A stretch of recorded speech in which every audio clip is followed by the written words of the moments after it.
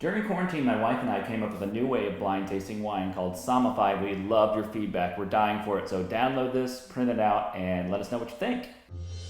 Before playing Somify, you could say I had a simple palate.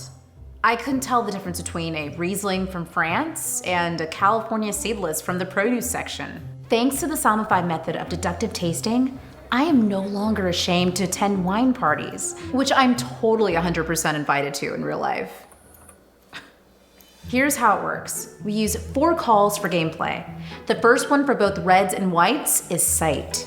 For white wines, we go by color. So hover your wine over the Somify wine key and see if your wine matches up closer to straw, yellow, or gold. For reds, you're trying to figure out if it's thick skin or thin skin. The grape is considered thin skin if you can see your fingers through the wine, and thick skin if it's hard to see anything. Tilt it 45 degrees to your wine key.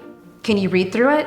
If you can, there's a good chance it's thin-skinned. The second is acidity. It's the mouth-watering effect you get when tasting a wine. Think about biting down into a lemon. The more mouth-watering you find on the sides of your tongue or underneath your tongue, the more acidity it has. The third call for white wines is aromatic intensity. When you put your nose in the glass, if the fruit aromas jump out at you, they're pronounced. If not, it could be a neutral grape. For reds, we're looking for tannin, which is the mouth-drying effect you find in all wine. High tannin might feel like you're licking a wool sock or taking the last sip of green tea.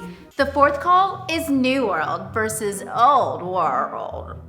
The Old World is basically Europe. Those grapes tend to have more earthiness and funkiness and lead with acidity, whereas New World will be more fruit forward. Mastering these calls will help you narrow down the potential grape and country the wine is from. Somify, a wine game without snobbery.